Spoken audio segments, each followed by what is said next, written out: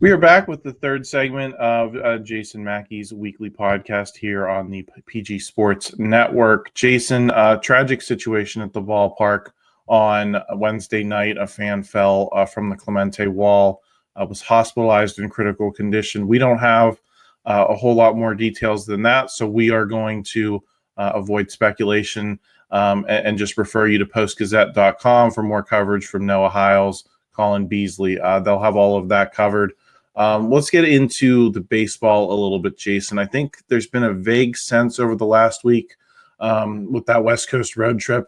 Excuse me, the things have been improving. Oneil, Cruz, Andrew McCutchen, and Enmanuel Valdez have rounded into being solid threats at the plate. Adam Frazier doesn't stink out loud right now, but the on-field results are still frustrating. I'm thinking most about those last couple games in LA and the first one against the Cubs in this current series.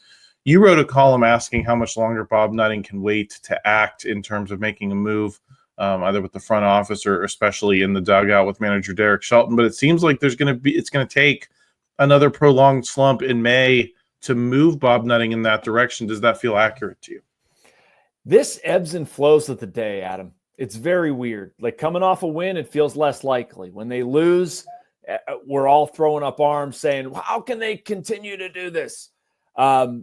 It was funny. I was actually asked a version of this question in my mailbag. And so before we were recording this, I was kind of researching a little bit on when teams have pulled the plug on managers and what's a valid sample size. I know this as an outer boundary. 2 months is generally when baseball people feel like statistics become legitimate. I'd argue it's a little bit sooner than that. But like if you go with 2 months as being the outer boundary and where we're at right now, you're looking at anywhere between, what did they play? 32 games when we're recording this, and 56 is what they will have played after 2 months. I would probably establish, if we just want to establish a true midpoint in those two numbers, I'd be fine with it. If we say 44 games, that's where we're going to have to make a determination on this team. I also think it's the kind of thing where you know when you know. And if you've seen enough of this team, enough of the same stuff over and over again, the same sort of struggles, the lack of progress, that's what tells me, look, this isn't going to change. I held out hope that at the beginning of the season, they were going to improve fundamental baseball. They were going to win in the margins. They were going to find some more offense. Because, one of the things that has informed my thinking with the offense is the horror stories you hear about what happened before and how unconfident players were and how much they did not like what was happening to them offensively and how much they felt things were going to be different this year. Well, they haven't been different. And now, how long do you ride it out? So that's why I look at, we might not be there yet, but boy, does it seem to be getting close. Yeah, it seems to be getting close. And I think the thing for me is I don't know how to have expectations of things getting better when on paper they have to some extent. I think we talked about this a couple of weeks ago where I said, yeah, you can't stay this statistically bad. You can't bat 180 as a team. Like there's got to be something between there and regular, crappy baseball. And I feel like they've gotten there. I feel like they've gotten regular crappy baseball. Yeah. But I feel like they're playing regular crappy baseball now, but it's still not good enough. And I don't know how much runway is left there and upside there is left there after some of these guys have kind of taken a step in the right direction. The lineup looks a little bit more legitimate on a night in, night out basis than it did in the depths of April. Well, and here's the other thing too about that. Doesn't there have to be a sense of urgency? Right now, you've got the best pitcher in Major League Baseball for under $1 million. How many times can you say that that's going to be the case? And then if you go through this season and you kick it away or don't do anything with it, you've wasted 2 of Paul Skeen's 6 team control years. That's terrible. And also, how much longer are we going to wait for this same regime to do the same stuff, or this current regime to do the same stuff? Like Paul Skeen's start in a series, I don't know when this video is going to be posted, but in a series clinching game against a division rival, Paul Skeen's start, we're looking at Alexander Canario and Enmanuel Valdez. Those guys are in the meat of your lineup.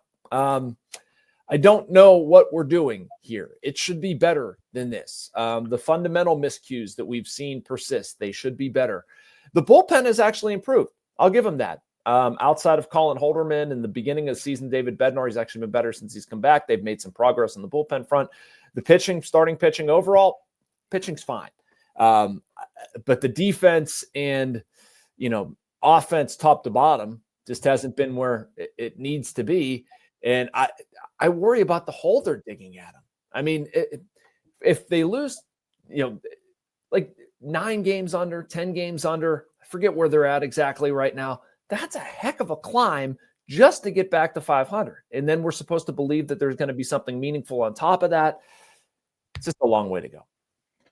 Jason, I think the problem is Enmanuel Valdez belongs where he is.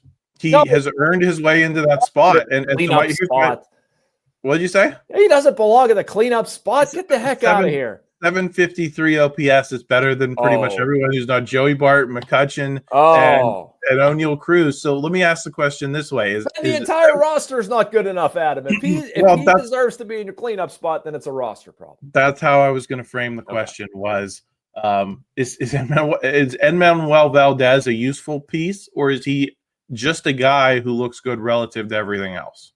I mean, he might be a useful piece. He's not a cleanup hitter, for crying out loud.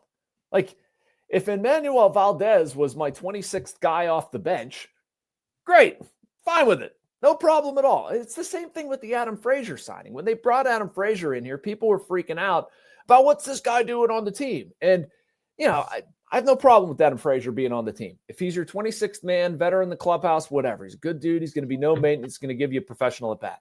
Now, he's playing more because of Nick Gonzalez's injury. Again, I'm not going to get mad about it. But he's not hitting cleanup. Enmanuel Valdez should not be hitting cleanup. And the fact that he is more of a conversation about the roster being deep enough, not being deep enough. And really, I understand what you're saying. I mean, they don't have a better option. I would not move Oneil Cruz from the leadoff spot. I think he's been fantastic there. Who else are you going to hit there? You're going to drop Ke'Bryan Hayes in the cleanup spot and feel a lot better about it. Jared Triolo, no. IKF, no. There just aren't a lot of options there, which, again, is more of a commentary on the overall roster, like you're saying. Jason, we're going to talk about Matt Gorski on the other side of this quick break. We're also going to talk about the pitching staff, how things are coming together with Bubba Chandler knocking on the door, Jared Jones starting a throwing program this week. Before we do, I just want to send you a quick message from our friends at Greenwalt Roofing. Hey, Pittsburgh. When you think of great roofs, you think Greenwalt Roofing Company. With over 20 years experience, Greenwalt knows your roof is your home's first line of defense from rain, wind, snow, and ice. That's why Greenwalt Roofing's standard for perfection is so important. You can trust that their team of experienced installers will treat your property like it's their own. When it comes to roof replacements, Greenwalt Roofing is Pittsburgh's only choice. Visit greenwaltroofing.com today or call 412-314-8882 to schedule your free estimate. PA contractor number 36262. Jason, let's talk about Matt Gorski. People have been screaming for him again in the comments section. He's got a little bit of pop. Came up, hit a home run very early in the majors. Hasn't done a whole lot since.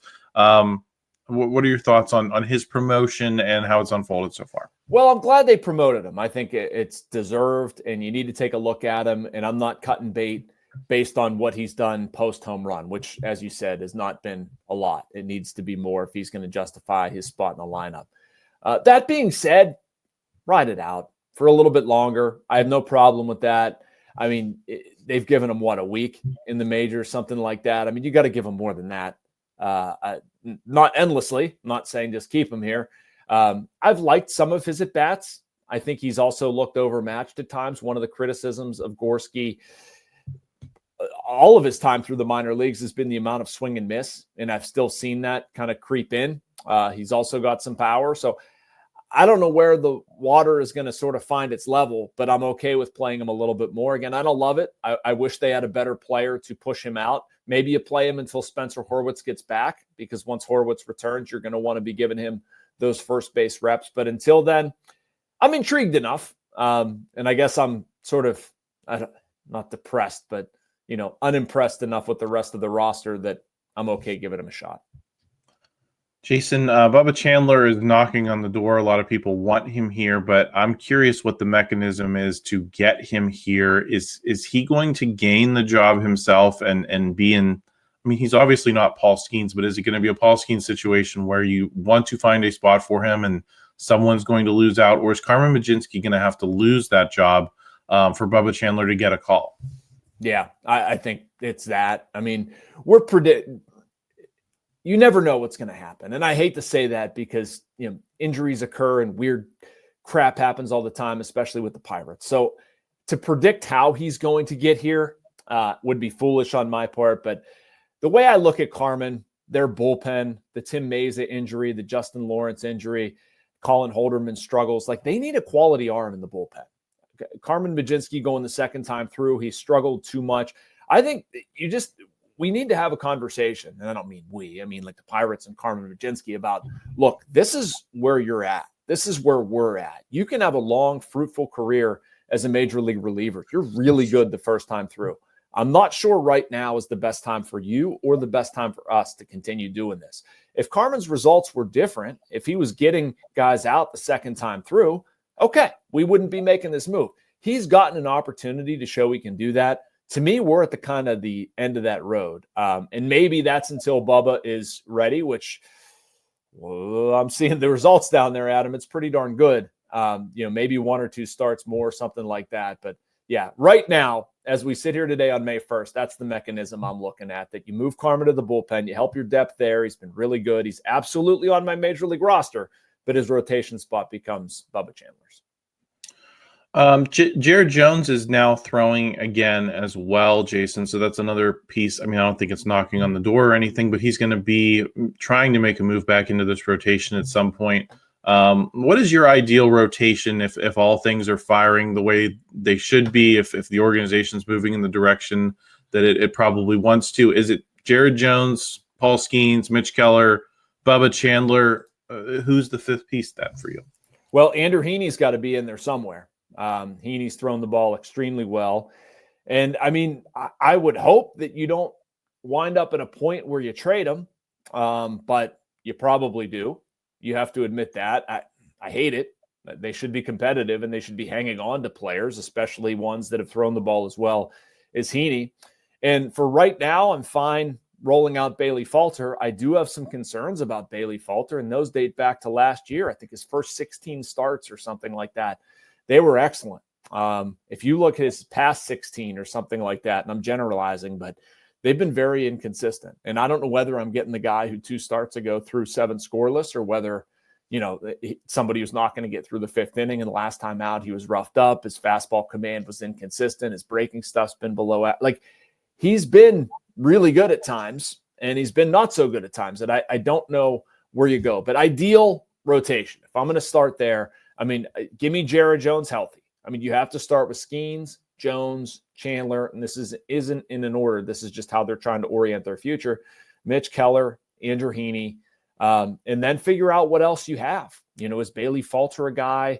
What happens at the trade deadline? Mike Burrows is somebody they really like. Johan Oviedo's only throwing, I think, 90 feet in Bradenton, something like that.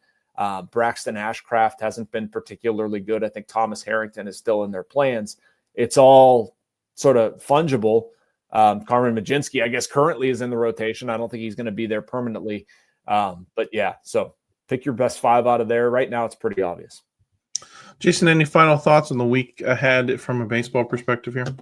I think we're getting very close to in or out, keep or stay, or keep or go. Or, you know what I mean? Like, I'm riding the momentum along with everybody else, where you're like looking for a spark and then it fizzles. And I'm tired of looking for a spark without something grabbing, thinking that, this group is going to find its way. And I'd have to think that Bob Nutting is tired of the same thing. We've been through a lot. This should be better than it is. I guess it's a long-winded way of saying it better click soon. Well, we will be back next week to see if anything has clicked. I'm not betting on it, but we shall see. Jason, thanks for your time. Looking forward to talking to you again soon. We'll have Christopher Carter back with the North Shore Drive on Friday. No draft coverage this week. Things are calming down a little bit on that front. Jason, I know you have Saturday conversations coming. I do. Stephen Brault. It's going to be a lot of fun. Former Pirates pitcher. We got into an in-depth conversation about how he's attacked his new gig. You've probably seen him on Sportsnet Pittsburgh. I think Brault's really good. We talked about his career goals, how he's gotten better at this thing, how his career ended life as a broadcaster, all that stuff. So check that out. It was really good. Happy with it. Yes, please subscribe. You'll see that posted on Saturday. Please like this video if you enjoyed it. Help us out in the YouTube algorithm, and we will talk to you again real soon. Thank you for checking out this content from Post-Gazette Sports. If you watch this video on YouTube, please like the video and subscribe to our channel. For all of the sports coverage the Post-Gazette has to offer, visit post-gazette.com.